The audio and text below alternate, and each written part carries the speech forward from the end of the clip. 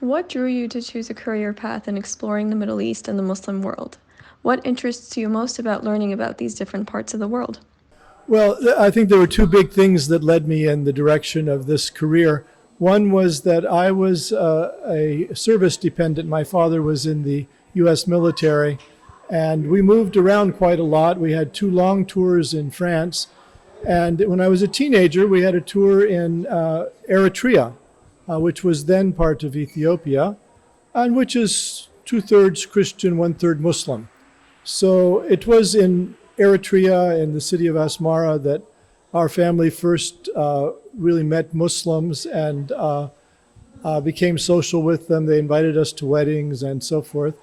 And we heard the azan. There were mosques in the city. So that was my first encounter with the Muslim civilization.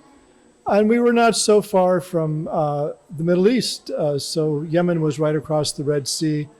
And there was a war at that time in Yemen also, so people were coming across as refugees, some of whom I met.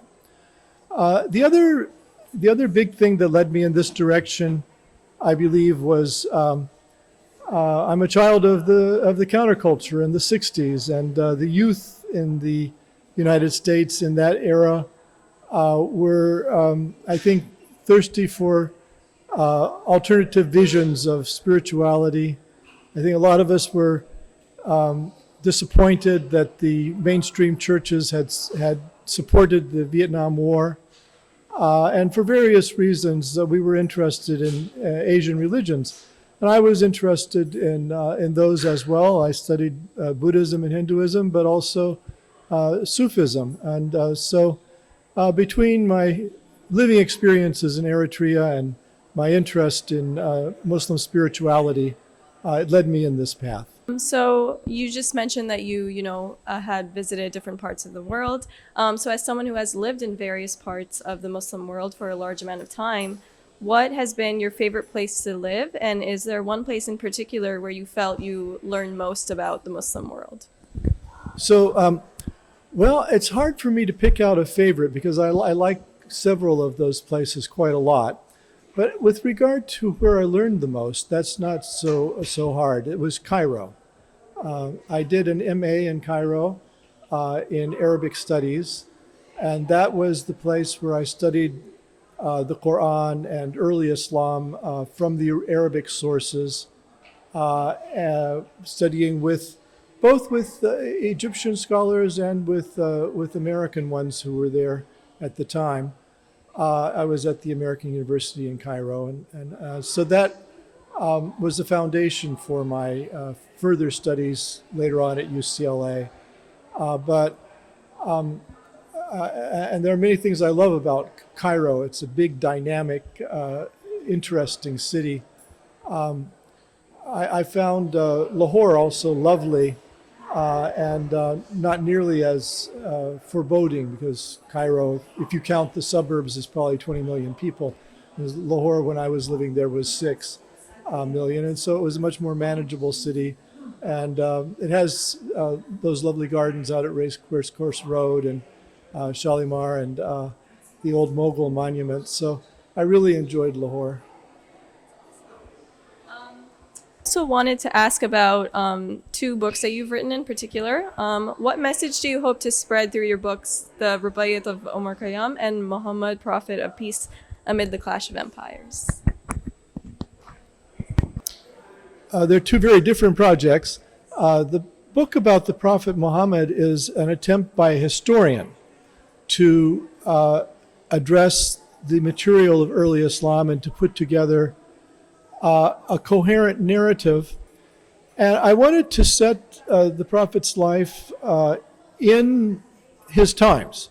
And a great deal of new research has appeared on the late Roman Empire and the Sasanian Empire of Iran and their world war in the early 600s, where the Iranians came in and took Syria, they took Palestine, they took Jerusalem in 614, they took Egypt, away from the Romans, and this was for the first time since the Romans conquered those areas hundreds of years earlier. And I think that was really an important context for the rise of Islam and for the message of the Prophet Muhammad. My argument in the book is that the Prophet Muhammad was very interested in peace work and conciliation. And it's the opposite of the image of him that's typically pervaded in Western biographies of him, where he's seen as a kind of militant prophet and a warrior. And I don't deny that he did get involved late in his career in some defensive battles, but I find that the Quran, which I take as my primary source, forbids anything but defensive war. It forbids offensive war. And I also found that even if you read the later Muslim sources, I don't think it would be really fair to say that the Prophet Muhammad conquered any territory. He was welcomed into Medina as a mediator, and I think the Muslims walked into Mecca in 630. The Quran itself says, "We kept their hands from you and your hands from them." It seems that it wasn't a violent event. Ta'if also acquiesced without being taken.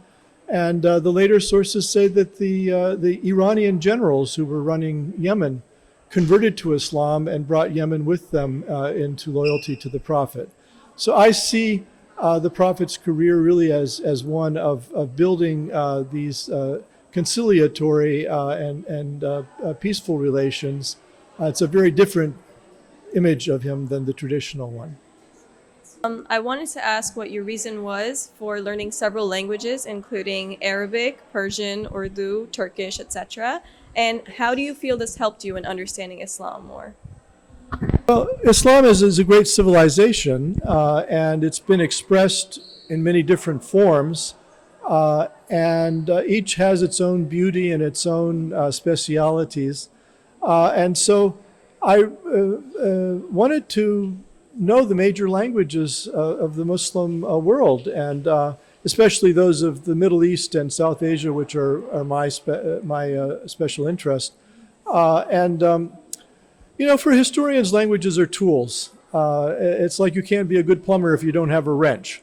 So you learn these languages in order to read documents in them and primary sources and intellectual history. And so the more languages I learned, the more access I had to what I thought were very interesting and often quite beautiful expressions.